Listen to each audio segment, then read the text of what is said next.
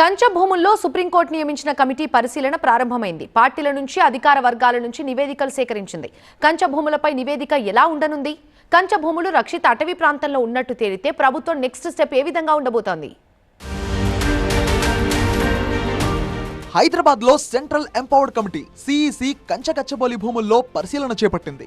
4 సభ్యులతో కూడిన బృందం సుప్రీంకోర్టు ఆదేశాల మేరకు 400 ఎకరాల భూమిని సందర్శించి దాని పర్యావరణ పరిస్థితులను అంచనా వేయనుంది.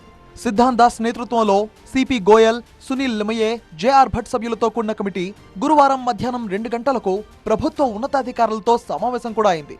అయితే ఈ సమావేశంలో ముఖ్య కార్యదర్శి ఏ శాంతికుమారితో పాటు సీనియర్ అధికారులు కూడా పాల్గొన్నారు.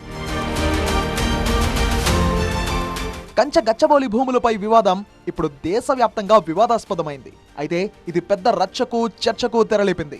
తెలంగాణ ప్రభుత్వం 400 ఎకరాల భూమిని అభివృద్ధి కోసం వేలం వేయాలని ప్రతిపాదించింది. దీని ద్వారా 10,000 కోట్ల నుంచి 30,000 కోట్ల రూపాయల వరకు ఆదాయం సమకూర్చాలని లక్ష్యంగా పెట్టుకుంది. అయితే భూమి హైదరాబాద్ సెంట్రల్ యూనివర్సిటీ సమీపంలో ఉండడం, అక్కడి పర్యావరణ సమతుల్యత, అక్కడ జీవ వైవిధ్యం దెబ్బతిందంటూ విద్యార్థులు, పర్యావరణవాదులు, స్థానిక సంఘాలు పెద్ద ఎత్తున ఆందోళన చేపట్టారు.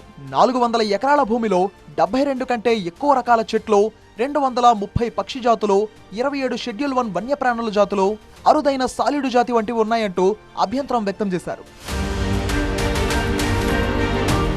అయితే ఇష్యూ ఇప్పుడు సుప్రీంకోర్టు దాకా వెళ్ళింది.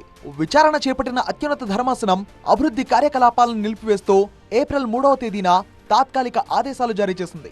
అంతేకాదు భూమి రక్షిత అటవీ ప్రాంతం కిందకు వస్తుందా లేదా అనే విషయంపై స్పష్టత కోసం సిఈసిని నియమించింది. ఏప్రిల్ 16 లోపు నివేదిక సమర్పించాలని కమిటీని కోర్టు ఆదేశించింది.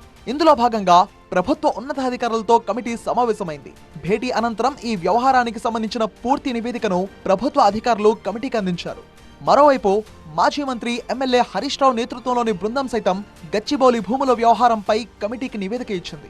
ఇందుకు సంబంధించిన పూర్తి వివరాలను కమిటీ సుప్రీంకోర్టుకు అందజేయనుంది. సెంట్రల్ కమిటీ గచ్చిబౌలి భూమి అటవీ లక్షణాలు కలిగి ఉందా, ఇక్కడి వృక్ష సంపద, వన్యప్రాణుల ఉనికి ఆధారంగా దీనిని డీమ్డ్ ఫారెస్ట్ గా వర్గీకరించవచ్చా లేదా అన్న విషయంపై అధ్యయనం చేయనుంది. ఒకవేళ డీమ్డ్ ఫారెస్ట్ కిందకు వస్తే ఫారెస్ట్ యాక్ట్ 1980 కిందకు వస్తుంది. దీనికి కేంద్రం పర్యావరణ మంత్రిత్వ శాఖ అనుమతి అవసరం.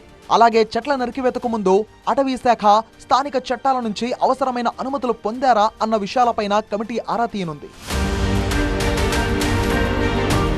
మొత్తానికి కంచగచ్చబౌలి భూముల భవిష్యత్తుకు ఇప్పుడు కమిటీ ఇచ్చే నివేదికే కీలకం కానుంది. ఒకవైపు పర్యావరణ సంరక్షణ, మరోవైపు ఆర్థిక అభివృద్ధి మధ్య సమతుల్యత సాధించాల్సిన అవసరం ఉంది. ఈ నివేదిక సుప్రీంకోర్టు తీర్పును ప్రభావితం చేయడమే కాకుండా తెలంగాణలో పట్టణ పర్యావరణ విధానాలకు కొత్తగా దిశానిర్దేశం చేయవచ్చు.